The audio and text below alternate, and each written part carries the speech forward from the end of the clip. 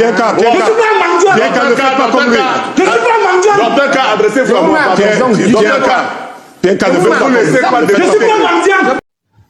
Le professeur Baïbek traite un docteur sur le plateau de télévision Canal 2 International de mendiant, au point où ce docteur a été poussé à bout.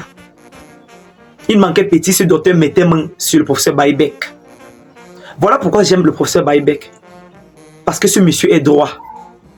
Sur le plateau, dans un débat, quand il constate que vous voulez un peu vous déplacer, vous voulez un peu prendre un penchant, directement, il vous rappelle à l'ordre. Il vous met dans les rangs. Il vous dresse en direct. Il ne marche pas sur tous ces mots. Même si sur le plateau, vous êtes 1000 contre lui, il ne gère pas ça. Il parle avec assurance. Tout droit. Et il vous regarde droit dans les yeux. On ne le frustre pas. Vraiment, j'aime ce monsieur. Certaines personnes pensent qu'il est agressif. Jamais de la vie. Il est juste impulsif. Il ne gère pas certaines bêtises. Concernant l'affaire débordeur, le Kounfa, Remix, Viviane, Prince Aimé, s'il vous plaît les gars, j'ai mis ça en stand-by pour cette vidéo. Vous voyez non? On ne doit pas parler des buzz jusqu'oublier la raison pour laquelle nous sommes venus dans cette page.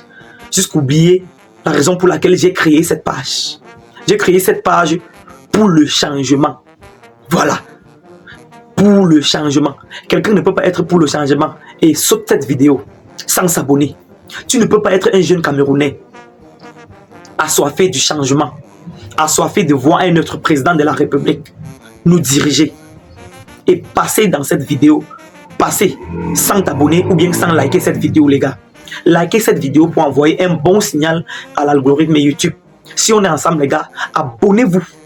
Abonnez-vous. On ne doit pas parler des buzz au point de nous oublier. Nous allons parler de ce qui nous concerne d'abord. C'est pourquoi nous sommes dans cette page. Abonnez-vous les gars. En tout cas, écoutez le professeur Baïbek. Lui, il met un docteur à 100 sur un plateau de télévision. Et puis, retrouvez-moi à la fin pour mon petit commentaire, comme d'habitude. Voilà, voilà. On peut fédérer tout le monde. Monsieur Paul Biya, c'est 42 ans de pouvoir. Nous faisons le pari que jusqu'à ce que le Cameroun se termine, il n'y aura plus un dirigeant qui fera cela, même si on revient à la royauté. C'est pourquoi nous avons proposé ceci, monsieur. En 82, tout le monde jurait que personne ne ferait plus. Oui, c'est pourquoi nous proposons ceci, justement, pour que ça n'arrive plus. Et nous perdons de temps. C'est pourquoi nous proposons que il soit créé une chaire Paul Biya. Ça, vous pas à sa gloire. Non, je développe. On ne peut pas rester éternellement. Ça nous irrite. Vous, les chercheurs Nous, les chercheurs, notre laboratoire sciences politiques, on va vous le donner. C'est une coïncidence. Il est témoin. Je n'étais pas prévu pour venir à la télé, mais nous travaillons depuis 1 an pour voir quelle est la formule. C'est créer une chaire Paul Biya, pas à sa gloire, mais pour la gouvernance et penser un modèle de gouvernance au Cameroun. Il n'en a pas besoin. Monsieur, laissez-moi. Professeur, non, je ne vous laisse pas dire des bêtises. Laissez-moi. C'est pas à sa gloire. Je ne vous laisse pas dire des bêtises.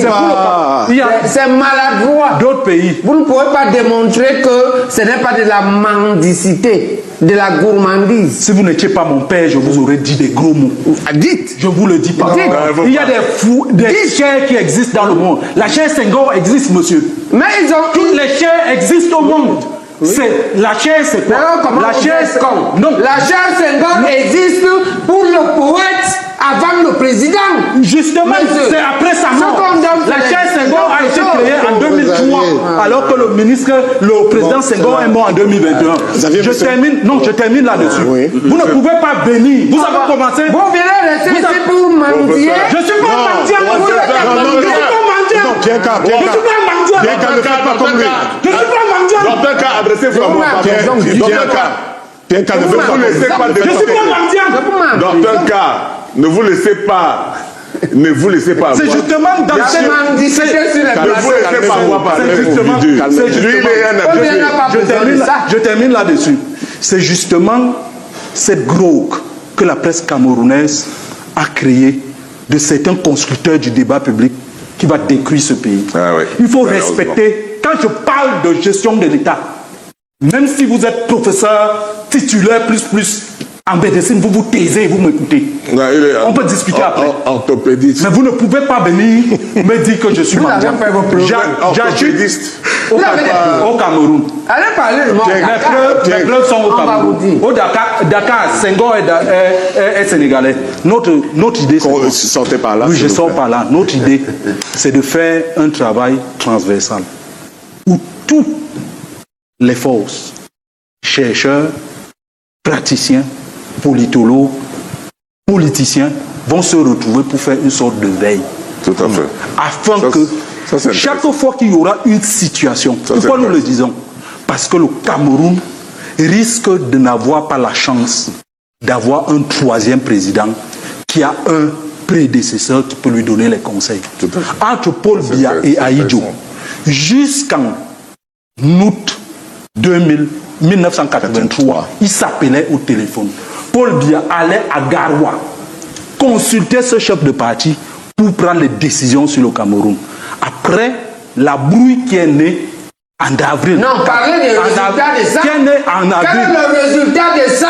Les résultats de ça. Les conseils S'il vous plaît, c'est moi qui vous pose des questions. Ne vous occupez pas de lui parler.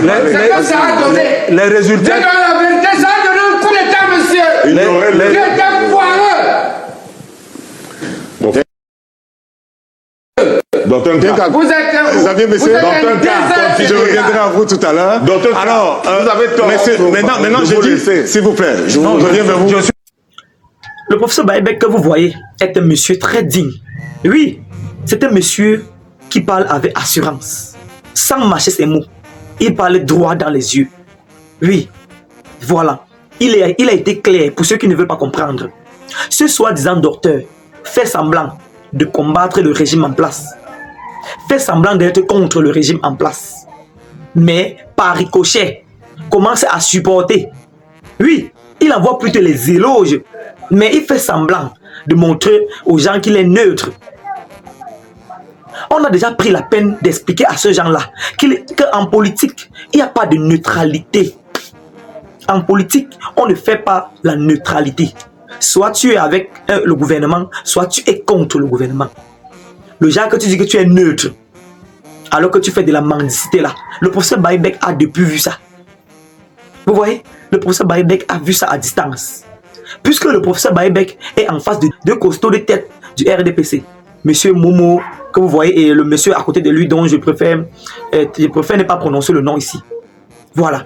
Quand le professeur Baïbek est face à ces deux personnes, hein, il considère ce soi-disant docteur comme une racaille. Ce docteur perd plutôt le temps. Parce que le professeur Baïbek veut partir tout droit. Il va entrer dans le vif du sujet. Monsieur Momo est sur un plateau. Ce docteur est en train d'empêcher même à monsieur Baïbek de verser sa colère. Oui. Vous voyez, 3 RDPcistes sur un plateau de télévision.